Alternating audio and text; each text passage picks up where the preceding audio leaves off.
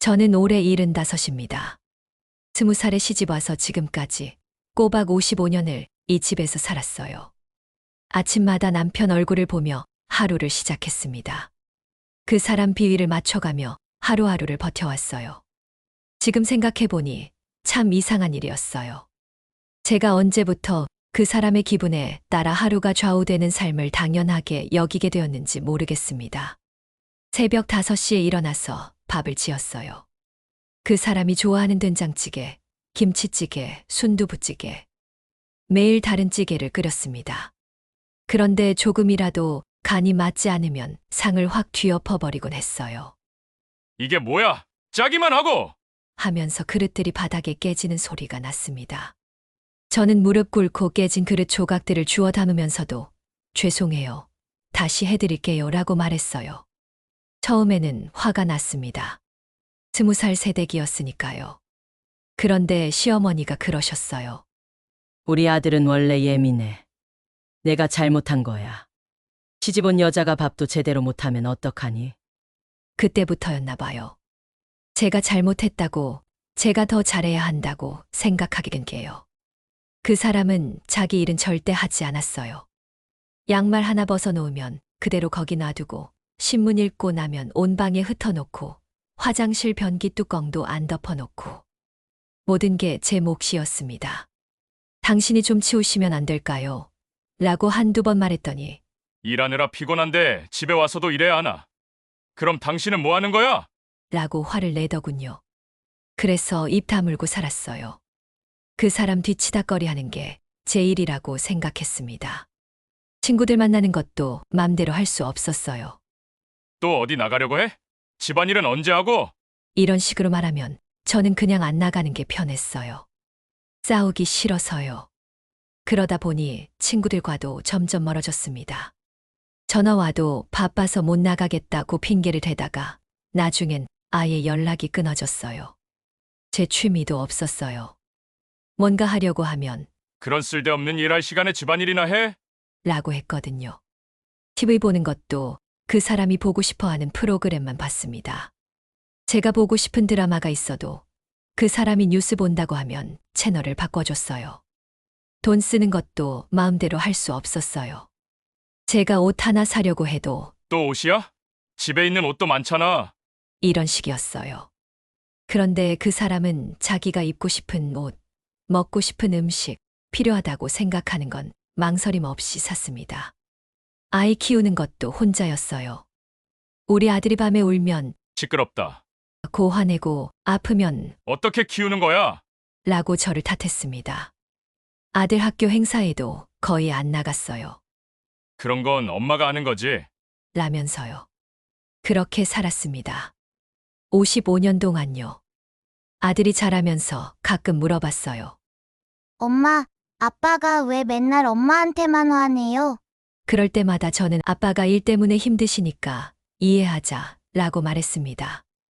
사실 저도 모르겠어서 그런 말을 했던 것 같아요. 그런데 아들이 결혼을 했어요. 며느리라는 사람이 생겼습니다. 처음엔 좋았어요. 집에 활기가 생겼거든요. 며느리는 밝고 똑똑한 아이였습니다. 직장도 다니고 아들하고도 서로 존중하면서 살더라고요. 그런데 그때부터 뭔가 이상했어요. 그 사람이 며느리한테 하는 말들을 들으면서 이건 예전에 저한테 했던 말이랑 똑같네. 이런 생각이 들기 시작했어요. 다른 집 며느리들은 시부모님께 용돈도 드리던데 요즘 며느리들은 정말 효도할 줄 모른다니까. 맞벌이 한다고 집안일 소홀히 하면 안 되지. 그때 처음 깨달았어요. 이 사람이 저한테 했던 그 모든 일들을 이제는 며느리한테 똑같이 하고 있구나. 55년 동안 당연하다고 생각했던 그 모든 일들이 며느리를 통해서 보니까 정말 이상한 일이었던 거예요. 며느리가 들어온 지 몇 달 지나니까 그 사람의 본색이 나오기 시작했어요. 아들 부부는 따로 살고 있었거든요. 차로 20분 거리였는데 그 사람은 그게 못마땅했어요. 다른 집 아들들은 일주일에 2번씩은 오던데 우리 아들은 한 달에 한 번 올까 말까 해. 사실 아들 부부는 2주에 한 번씩은 왔어요. 그런데도 그랬거든요. 며느리가 안 오게 하는 것 같아. 결혼 전에는 자주 왔는데. 며느리한테는 더 노골적이었어요. 며느리가 명절에 음식을 해왔어요. 정말 정성스럽게 만든 게 보였거든요. 새벽부터 일어나서 준비했다고 하더라고요. 그런데 그 사람이 한 입 먹어보고는 간이 좀 세네. 라고 하는 거예요. 며느리가 죄송해요. 다음엔 더 신경 쓸게요. 라고 했는데도 그 사람은 계속 불만을 토로했어요. 요즘 젊은 사람들은 입맛이 달라서 어른 입맛을 모르나 봐. 우리 어머니가 해주신 음식이 그리워지네. 며느리 얼굴이 빨개졌어요. 그래도 꾹 참고 있더라고요. 그런데 그날 저녁에 며느리가 처음으로 반박했어요. 아버님, 제가 요리를 못하는 건 인정해요. 하지만 정성껏 했거든요. 그런 식으로 말씀하시면 상처받아요. 그러자 그 사람이 버럭 화를 내는 거예요. 뭐, 며느리가 시아버지한테 그런 식으로 말해? 요즘 애들은 정말 버릇이 없어. 상처받는다고? 그럼 나는 맛없는 음식 먹고 참는 내 마음은 생각 안 해? 아들은 그냥 고개만 숙이고 있었어요. 아무 말도 안 했어요. 아버지가 무서운 거죠. 어릴 때부터 그 사람한테 혼나면서 자랐으니까 아직도 무서워하더라고요. 며느리가 남편을 바라봤지만 아들은 시선을 피했어요. 그러자 그 사람이 더 기세등등해졌어요. 봐, 우리 아들도 아무 말 안 하잖아. 내가 잘못한 거야. 그때 제가 참을 수가 없었어요. 당신, 그만하세요. 며느리가 뭘 잘못했어요? 그러자 며느리가 확 일어서더라고요. 아버님, 저도 사람이에요. 그렇게 말씀하시면 상처받는다고요. 와, 그때 그 사람 얼굴이 새빨개졌어요.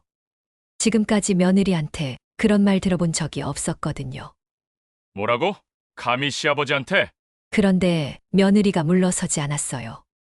죄송하지만 아버님이 먼저 상처 주는 말씀을 하셨잖아요. 격려해 주시면 더 잘할 수 있단 말이에요. 앞으로 그렇게 얘기하지 말아주세요. 확실히 요즘 아이들이 당돌하고 자기 의사표현이 확실하네요. 저는 참고만 살았는데 말이죠. 하지만 그날부터 본격적인 갈등이 시작됐어요. 며느리가 설거지를 하고 있으면 물 너무 많이 써. 라고 하고 청소를 하면 그렇게 하는 게 아니야. 라고 하고 TV를 보고 있으면 집안일은 언제 하고 TV나 봐? 라고 했어요. 그런데 더 가관인 건 다른 집과 비교하는 거였어요. 우리 옆집 며느리는 시아버지 차를 바꿔줬다더라. 요즘 젊은 사람들 차 좋은 것 타면서 시아버지는 낡은 차 타게 해? 김 씨네 며느리는 시아버지 종합건강검진에 되었다던데. 그것도 비싼 데서. 박 씨네는 며느리가 시아버지 보약까지 지어준다더라. 한약원에서 좋은 걸로. 요즘 효자 며느리들은 시부모님 여행도 보내드린다던데. 재밌는 대로. 처음엔 그냥 하는 말인 줄 알았어요. 그런데 점점 노골적으로 변했어요. 며느리가 시장에서 과일을 사와도 이런 싼 과일 말고 백화점에서 파는 걸로 사와야지. 라고 하고 옷을 하나 사드려도 이런 건 내가 입는 옷이 아니야. 메이커를 사야지 메이커. 다른 집 아버지들은 좋은 옷 입고 다니던데. 라고 했어요. 며느리는 처음엔 네, 알겠어요. 라고 했지만 점점 반응이 달라졌어요. 아버님, 정확히 어떤 걸 원하시는지 알려주세요. 그건 너무 무리한 요구이신 것 같은데요. 그런 것까지는 못 해드려요. 구체적으로 물어보니까 그 사람이 대답을 못 하더라고요. 그냥 트집 잡고 싶어서 한 말이었거든요. 그러면 아, 뭐 그런 것까지 일일이 말해줘야 해? 알아서 해야지. 라고 넘어가 버렸어요. 며느리가 어느 날 저한테 조용히 말했어요. 어머님, 아버님이 저한테 왜 그러시는 걸까요? 제가 뭘 잘못했는지 모르겠어요. 그때 제가 뭐라고 해야 할지 몰랐어요. 아버님이 원래 그러셔라고 할 수도 없고 참고 살아라고 할 수도 없었거든요. 며느리를 보니까 예전에 제 모습이 보였어요. 그런데 며느리는 저와 달랐어요. 가만히 참고만 있지 않았거든요. 아버님, 그렇게 말씀하시면 안 되는 것 같아요. 저도 존중받을 권리가 있어요. 우리 서로 예의를 지켜가면서 지내면 안 될까요? 그런 말들을 당당하게 했어요. 그 사람은 그런 며느리가 못마땅했죠. 저한테 와서는 요즘 며느리들은 정말 버릇이 없다. 고 불평했어요. 그런데 그때 처음 생각했어요. 며느리가 잘못한 게 뭔가 자기 의견을 말하는 게 버릇없는 건가? 55년 동안 저는 왜 그런 말 한 번 못 해봤을까요? 며느리가 승진했다는 소식을 들었어요. 아들이 신나서 전화로 알려주더라고요. 엄마, 아내가 팀장으로 승진했어요. 저는 정말 기뻤어요. 며느리가 얼마나 열심히 일하는지 알고 있었거든요. 야근도 자주 하고 주말에도 일하는 경우가 많았어요. 정말 잘 됐구나. 며느리한테 축하한다고 전해주죠. 그런데 그 사람 반응이 이상했어요. 팀장, 요즘 여자들도 그런 자리까지 올라가는구나. 말투부터가 못마땅하다는 식이었어요. 며느리가 다음에 왔을 때 그 사람이 물어봤어요. 승진했다면서 팀장이면 책임도 무겁겠네? 며느리가 네, 그래도 보람 있어요. 라고 답했는데 그 사람이 갑자기 이상한 말을 하기 시작했어요. 요즘은 여자가 남자보다 돈을 많이 버는 세상이구나. 참 이상한 일이야. 며느리가 어색해하는 게 보였어요. 자기가 잘못한 것도 아닌데 왜 그런 말을 들어야 하는지 모르겠다는 표정이었어요. 그날부터 그 사람이 며느리한테 하는 말들이 달라졌어요. 팀장이면 바쁘겠네. 그럼 집안일은 언제 해? 남편보다 돈 많이 번다고 으스대는 건 아니겠지? 요즘 여자들은 돈 좀 번다고 남편 무시하는 경우가 많던데. 며느리가 그런 건 아니에요, 아버님. 라고 해도 그 사람은 계속 그런 식으로 말했어요. 더 심한 건 다른 사람들한테 하는 말이었어요. 아파트 경비 아저씨한테도 그랬고 동네 사람들한테도 그랬어요. 우리 며느리가 팀장이래. 우리 아들보다 돈을 많이 벌어 이상해. 요새는 그런데 말투가 자랑스러워하는 게 아니라 불만스러워하는 거였어요. 요즘 세상이 이상해져서 여자가 남자보다 잘 나가니까 말이야. 집에서는 남편이 기가 죽어 있어. 사실이 아닌데도 그런 말을 했어요. 아들은 아내 승진을 정말 기뻐했거든요. 며느리도 당당했어요. 자기가 열심히 일해서 얻은 결과니까요. 그런데 그 사람은 계속 며느리가 으스댄다. 고했어요. 며느리가 새 옷을 입고 온 날이었어요. 회사에서 중요한 회의가 있다고 해서 정장을 하나 샀다고 하더라고요. 그 사람이 한번 훑어보고는 말했어요. 옷이 좀 화려하네. 팀장 된다고 옷도 그렇게 입고 다녀? 우리 아들은 그런 좋은 옷도 못 입는데. 며느리가 당황해서 아니에요. 그냥 회사 회의 때문에. 라고 했지만 그 사람은 듣지 않았어요. 돈 좀 번다고 자기만 꾸미고 다니면 안 되지. 남편 옷도 좀 사주고. 아들이 아버지, 저는 옷 필요 없어요. 라고 했는데도 그 사람은 계속 트집을 잡았어요. 그날 며느리가 화장실에 간 사이에 그 사람이 저한테 말했어요. 저 애가 팀장 되고 나서 완전히 달라졌어. 눈에 힘이 들어가 있다고. 우리 아들을 무시하는 것 같아. 전혀 그렇지 않았어요. 며느리는 여전히 아들한테 다정했고 저한테도 예의 바르게 대했어요. 오히려 더 신경 써주는 것 같았거든요. 그런데 그 사람 눈에는 모든 게 트집거리로 보였나 봐요. 정말 답답했어요. 며느리를 보니까 정말 힘들어 보였어요. 승진한 게 기쁜 일인데 왜 이런 얘기를 들어야 하는지. 그런 며느리를 보니까 제 마음도 아팠어요. 저도 젊었을 때 뭔가 하고 싶었던 게 있었는데 그때마다 그 사람이 똑같은 식으로 말했거든요. 여자가 그런 걸 왜 해? 집안일이나 제대로 해. 그때는 그런가 보다 했는데 이제 보니까 그게 아니었던 거예요. 며느리가 잘 되는 걸 못 견디는 거였어요. 자기보다, 자기 아들보다 잘 되는 걸 참을 수 없는 거죠. 그런 걸 깨닫고 나니까 제가 평생 뭘 포기하고 살았는지도 보였어요. 그 사람이 신장이 안 좋다는 진단을 받은 건 겨울이었어요. 병원에서 돌아와서는 심각한 얼굴로 말했습니다. 신장 기능이 많이 떨어졌다네. 투석을 해야 한다고 하더라. 처음엔 정말 놀랐어요. 그래도 50년 넘게 함께 산 사람인데 아프다고 하니까 걱정이 되더라고요. 투석이면 많이 힘드시겠어요. 그런데 의사 선생님은 투석만으로도 일상생활에는 지장이 없다고 하셨대요. 일주일에 3번 병원에 가서 투석을 받으면 된다고.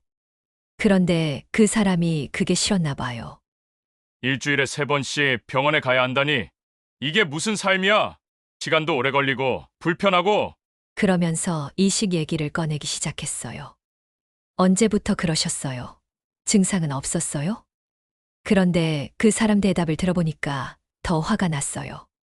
당신이 나를 제대로 챙겨줬으면 이런 일이 없었을 텐데 뭐라고요? 내가 몸에 안 좋은 걸 먹지 않게 막았어야지. 왜 짜게 해줬어? 담배 끊으라고 왜 더 강하게 말 안 했어? 당신이 제대로 관리해줬으면 내가 이렇게 안 됐어. 정말 어이가 없었어요. 제가 몇 번이나 금연하라고, 금주하라고, 짜게 먹지 말라고 했는데요. 그때마다 잔소리 하지 마. 라고 하면서 화를 냈으면서요. 내 몸은 내가 알아서 한다. 고 하면서 제 말은 듣지도 않았으면서 이제 와서 제 탓이라고 하니까 며느리가 조심스럽게 말했어요. 아버님, 이제라도 생활 습관을 바꾸시면 좋아지실 거예요. 금연하시고. 그러자 그 사람이 버럭 화를 내더라고요. 지금 나한테 잔소리하는 거야? 내가 아픈 사람인데 젊은 애가 뭘 안다고 그런 소리를 해? 그날부터 그 사람의 행동이 이상해지기 시작했어요. 처음엔 넌지시 말했어요. 우리 옆집 김 씨네 아들이 아버지 신장 안 좋으니까 검사 받더라. 혈액형도 맞고 요즘은 가족 간에 신장 이식도 많이 한다더라. 의학이 발달해서 이식 수술도 안전하다는데 아들이 처음엔 못 알아들었어요. 그냥 아버지가 병에 대해서 이것저것 알아보시는구나 싶었죠. 그런데 점점 노골적으로 변했어요. 아들아, 너 건강검진 받아봐라. 신장 상태가 어떤지. 아버지랑 내 혈액형이 같으니까. 요즘 기술이 좋아져서 살아있는 사람이 신장 하나 주는 거 별것 아니라더라. 며느리가 먼저 눈치챘어요. 어느 날 저한테 조심스럽게 물어보더라고요. 어머님, 아버님이 혹시 남편한테 신장 이식을 바라시는 건 아닐까요? 그때 저도 확실히 깨달았어요. 아, 이 사람이 정말 그런 생각을 하고 있구나. 더 심각한 건 그 다음부터였어요. 아들 부부가 새 아파트를 알아보고 있다는 얘기를 들었거든요. 지금 살고 있는 곳이 좁아서 조금 더 넓은 곳으로 이사하려고 한다고 했어요. 그런데 그 사람이 그걸 못마땅해 했어요. 새 집을 왜 구해? 돈이 얼마나 드는데? 그 돈으로 아버지 병원비나 대라. 아들이 아버지, 병원비는 저희가 당연히 드릴 거예요. 그런데 저희도 좁아서 더 넓게 살 곳이 필요하잖아요. 라고 했어요. 그러자 그 사람이 화를 냈어요. 아버지가 아픈데 집이 뭐가 중요해? 우선순위를 잘못 정했어. 며느리가 아버님, 이번에 집이 금매로 저렴하게 나온 게 있어서요. 아기도 낳을 계획이고 해서 시기가 안 좋다고 얘기하실 수도 있지만 저희도 미래를 준비해야 하지 않을까요? 라고 조심스럽게 말했어요. 그랬더니 그 사람이 더 화를 냈어요. 미래. 아버지 현재가 더 급하지 않아?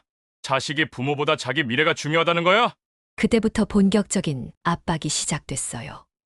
다른 집 아들들은 아버지 아프면 모든 걸 제쳐두고 간병한다던데 박 씨네 아들은 아버지 신장이식 해주려고 바로 검사 받더라. 요즘 자식들은 부모한테 관심이 없어. 자기들 일만 중요하고. 아들 부부가 점점 힘들어하는 게 보였어요. 며느리가 회사에서 중요한 프로젝트를 맡았다는 얘기를 했는데 그 사람이 그것도 못마땅해 했어요. 지금이 일에 신경 쓸 때야? 시아버지가 아픈데 일보다 가족이 우선이지. 다른 며느리들은 시아버지 아프면 회사도 그만두고 간병한다던데. 정말 어이없었어요. 며느리가 팀장까지 된 걸 그만두라고 하다니. 아들도 힘들어했어요. 회사에서 해외 출장 기회가 있다고 했는데 그 사람이 묘한 말을 했어요. 해외 출장. 그럼 한동안 못 보겠네. 아버지가 언제 어떻게 될지 모르는데 뭐 내일이 중요하지. 직접적으로 가지 말라고 하지는 않았지만 죄책감을 주는 말투였어요. 그러면서 계속 신장 이식 얘기를 했어요. 아들아, 아버지가 이식받으면 다 해결돼. 그럼 너도 마음 편히 일할 수 있고 조직적 합성 검사나 받아봐라. 맞으면 얼마나 좋아.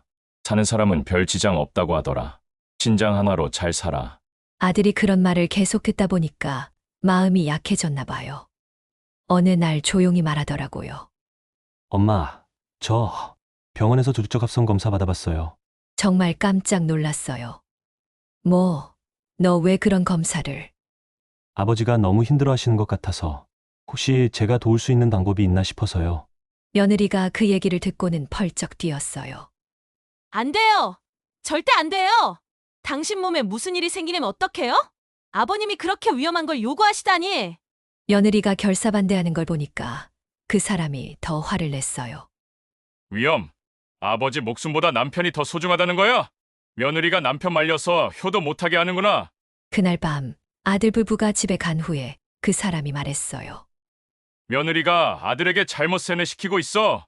부모보다 자기들이 중요하다고 생각하게 만들고, 이래서 며느리가 무서운 거야. 아들을 부모한테서 떼어놓는다고. 그 사람은 평생 자기밖에 몰랐어요. 이제는 아들의 인생까지, 며느리의 인생까지 자기 것으로 만들려고 하고 있었어요. 그때 제가 참다 못해서 정말 화를 냈어요. 55년 만에 처음으로 그 사람한테 소리를 질렀어요. 당신 정신 좀 차려요. 앞길 창창한 아들한테 지금 뭐 하는 짓이에요? 자식이 자기 몸을 망가뜨려가면서까지 부모를 살려야 해요? 당신이 평생 자기 몸 관리 안 한 게 아들 잘못이에요? 그 사람이 깜짝 놀라서 저를 쳐다봤어요. 제가 그렇게 화낸 걸 본 적이 없었거든요. 당신이 왜 나서서 아들을 말려? 며느리 편만 들고 55년 동안 같이 살았는데 이제 남편보다 며느리가 더 중요해? 내가 죽어도 상관없다는 거지? 저는 대답하지 않았어요. 너무 화가 나서 말이 안 나왔거든요. 그때 정말 깨달았어요. 이 사람은 절대 변하지 않을 거라는 거요. 55년 동안 저는 계속 기다렸어요. 언젠가는 이해해주겠지. 언젠가는 달라지겠지 하면서요. 그런데 이제 보니까 그게 아니었어요. 이 사람은 평생 자기밖에 모르고 살았고 앞으로도 그럴 거예요. 이제는 아들까지 며느리까지 자기 것으로 만들려고 하고 있고요. 그날 밤 잠이 안 왔어요. 계속 생각했어요. 이제 어떻게 해야 할까? 이혼을 해야 할까? 75살에 새로 시작한다는 게 가능할까? 아니면 여기 남아서 아들 부부를 보호해야 할까? 그 사람이 더 이상 아들 부부를 괴롭히지 못하게 막아야 할까? 무서웠어요. 이 나이에 혼자 살 수 있을까? 갈 곳은 있을까? 돈은 어떻게 해야 할까? 55년 동안 그 사람에게 의존해서 살았는데 이제 와서 독립할 수 있을까? 그런데 한편으로는 이런 생각도 들었어요. 지금까지 제가 참고 살았던 건 저 혼자 당하는 일이었어요. 그래서 그냥 참을 수 있었죠. 저만 힘들면 되는 거니까. 그런데 이제는 달라요. 우리 아들이 며느리가 똑같은 고생을 하고 있어요. 아들은 아버지 때문에 자기 몸까지 포기하려고 하고, 며느리는 시아버지 때문에 매일 스트레스 받고 있고요. 이걸 그냥 두고 볼 수는 없었어요.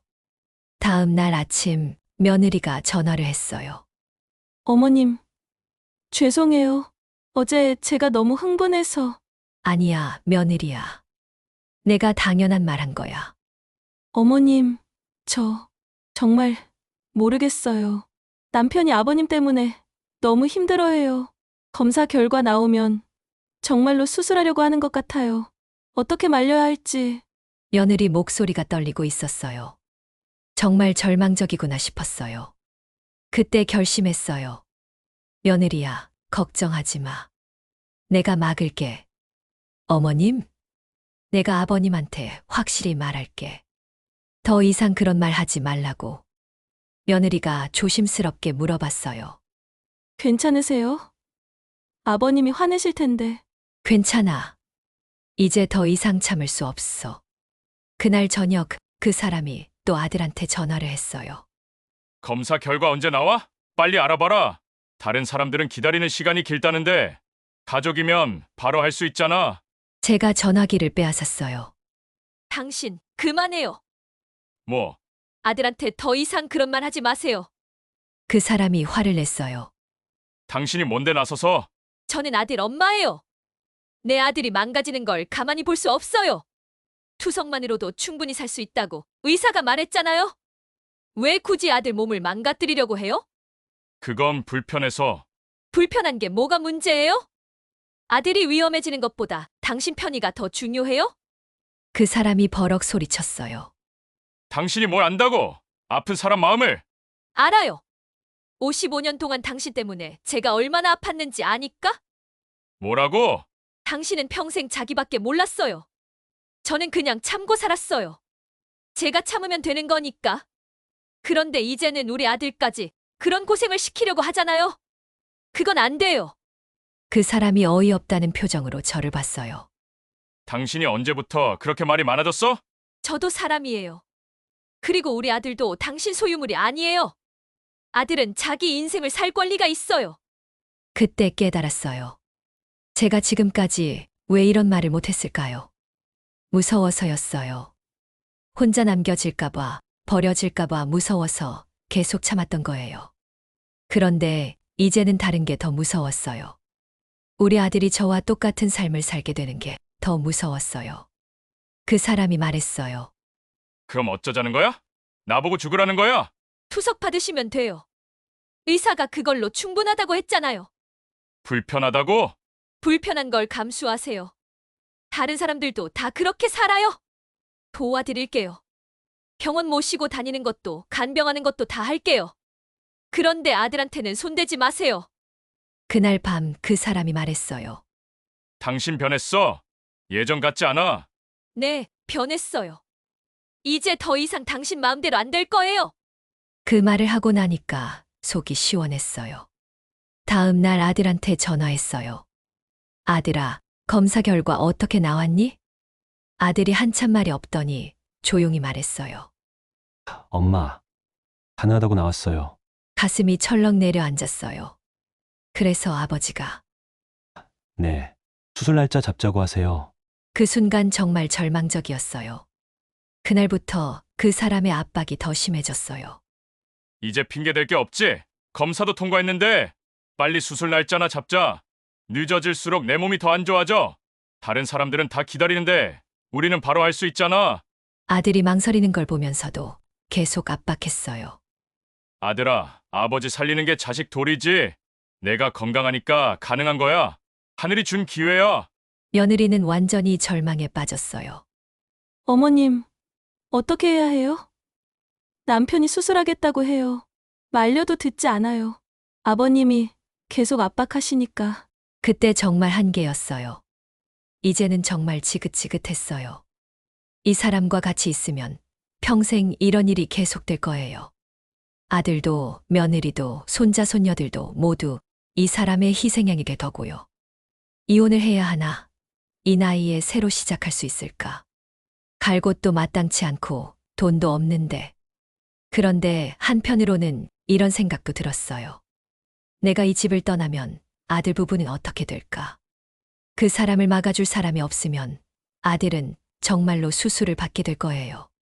며느리는 혼자서 그 사람을 상대해야 하고요. 내가 여기 있어야 하는 건 아닐까? 내가 방패막이가 되어서 아들 부부를 시켜줘야 하는 건 아닐까? 하지만 그런다고 해서 근본적인 해결이 될까요? 아들은 언제쯤 자기 아버지가 어떤 사람인지 깨달을까요? 며느리는 언제까지 이런 고생을 해야 할까요? 그날 밤 그 사람이 또 말했어요. 수술 날짜 잡아야겠어.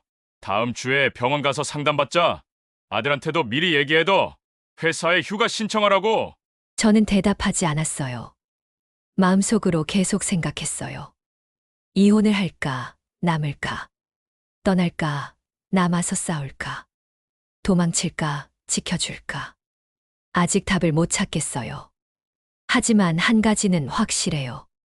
더 이상 가만히 있지는 않을 거라는 거예요.